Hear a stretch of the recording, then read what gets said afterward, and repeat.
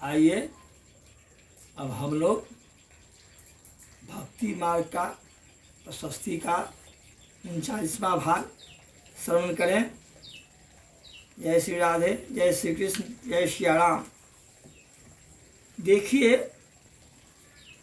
हम परमात्मा को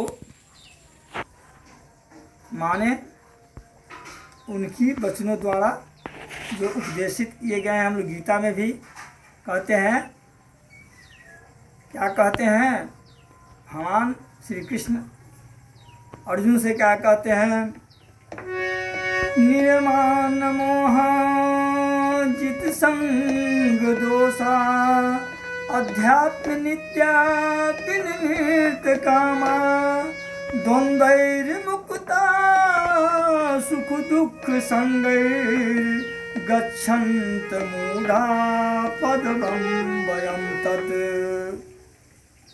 जो अपने सांसारिक निर्माण में जो लगा हुआ है, इससे ऊपर उठ जाना, मान बड़ाई प्रतिष्ठा, इससे परे हो जाना, निर्माण मोहा जित संग दोषा, और जो जिनके संगत में दोष उत्पन्न हो उस संगत से दूर हो जाना, अध्यात्म में मन को रमन करना।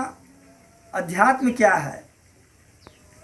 जो अध्यात्म यह है जो परमात्मा को, सत्ता को समझकर परमात्मा को भजन करते हुए, परमात्मा की कथा, परमात्मा की नाम जपन, परमात्मा के सुमिरन, जो उसी परमात्मा के आज्ञानुसार चलते हुए उसमें जो लगा हुआ है, उस मार्ग को हम अध्यात्म मार्ग कहते हैं। जो भगवान की लीला को, रूप को और वर्णन को, जो उनकी रूप लीला धाम की वर्णन है, उसके चिंतन में जो समय लगा हुआ है, उसे अध्यात्म कहते हैं। और अध्यात्म के द्वारा ही हम परमात्मा को प्राप्ति कर सकते हैं। तुलसी बाबा भी कहते हैं,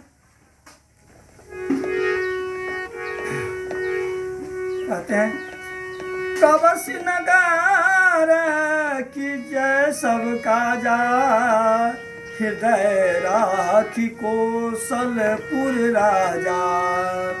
कहते प्रवसी नगर की जय सब काजा हृदय राखी कौशलपुर राजा। आप कहीं भी जा रहे हैं, कहीं भी हैं, किसी चीज़ में करने के लिए जा रहे हैं, लेकिन आप परमात्मा के अगर सत्ता को स्वीकार कर उनको हृदय में धारण किए हुए हैं, आप सब काज करते रहिए। कहीं भी जाइए परमात्मा का नाम लेते हुए, परमात्मा को हृदय में धारण करते हुए।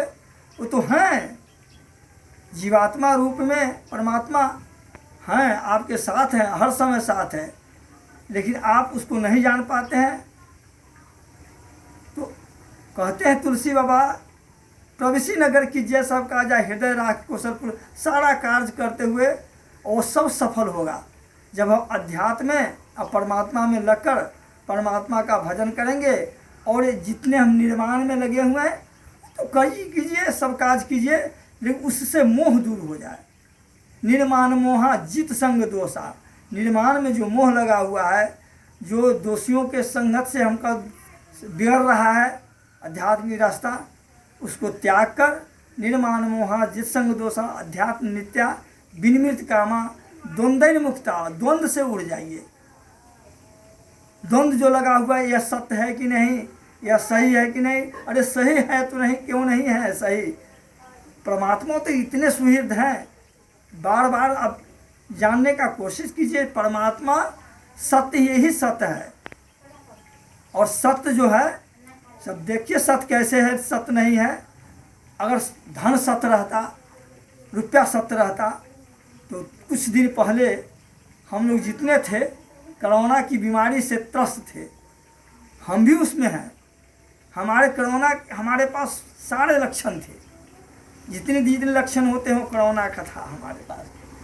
लेकिन देखिए अभी हम हैं और साधारण सी इलाज में। लेकिन देखे हैं कि किसी को 30 साल का लड़का जो नोडों का गट्ठी बिछाया हुआ था, 10-10 लाख रुपए लेकर के डॉक्टर यहाँ जाता, क्या शक्ति है डॉक्टर को बचा लेता? क्यों नहीं बचाया? नहीं बच पाया। हमारे स्वजन भी कितने चले गए कोरोना की बीमारी से। हमारे एक मित्र हैं, उनके भांजा चला गया, 25 साल का बालक, जो कहते थे कि 18 लाख रुपए खर्चा हो गया लेकिन नहीं बच पाया। एक हमारे प्रेमी हैं, वो कह रहे थे हमारे शाहरुख को 40 लाख रुपए खर्चा किया गया, वो नहीं बच पाया। कौन बचाता? बचा ले कोई। तो धन काम आया? धन महल कुछ भी काम नहीं आएगा। अब कितनों संपत्ति वाले हो, जब जाना होगा तो चल देंगे। इसलिए हम परमात्मा का भक्ति करें, और इस सब को मन में जो द्वंद्व पड़ा हुआ है, जो हमारे पास इतने धन है, इतने कार है, इतने, लेकिन कुछ भी तो साथ नहीं जाता, कोई भी तो नहीं ले गया। कितने के कितने चले गए। कहते नहीं नहीं नहीं, इसे नहीं जाने दीजिए डॉक्टर साहब, ये मेरा एकलौता लड़का है। ऐसा तो नहीं हो पाया, कोई नहीं बचा पाया। विचार कीजिए हम, जब तक हम भक्ति नहीं करेंगे, जब परमात्मा की भजन नहीं करेंगे, तब तक हम इस महान संकट से उबर नहीं सकते हैं। जैसे देखिए कह रहे हैं ना, जो हम उस कोरोना की बीमारी से बचने का कोई उम्मीद नहीं था, लेकिन साधारण से उपचार में हम अभी हैं। तब ज्ञान हुआ कि नहीं, कि परमात्मा के बिना हम चले जाते क्या मिलता। इसलिए परमात्मा की भक्ति द्वारा, परमात्मा के भजन द्वारा ही हम परम गति को प्राप्त कर सकते हैं। जाना तो निश्चित है, ध्रुव सत्य है, सब कोई चला गया, सब जा ही रहा है, नित्य प्रतिदिन जा रहा है। तो हम क्यों नहीं, इससे सुंदर सा मनुष्य शरीर मिला, उसको क्यों हम इसी तरह गंवाते हुए रह जाएंगे। इसलिए आप भगवान की वचनों को मानकर निर्वाण से, द्वंद्वों से और सत्संग द्वारा, निर्वाण के द्वंद्व से ऊपर उठकर सत्संग द्वारा भगवान का भजन कर, इससे ऊपर उठकर और हम लोग परमात्मा के भजन करें, जिससे आपका सकल कामना पूर्ति होता हुआ आप अपने परमात्मा को प्राप्त कर लेंगे। जय श्री राम, जय श्री राधे, जय श्री कृष्ण।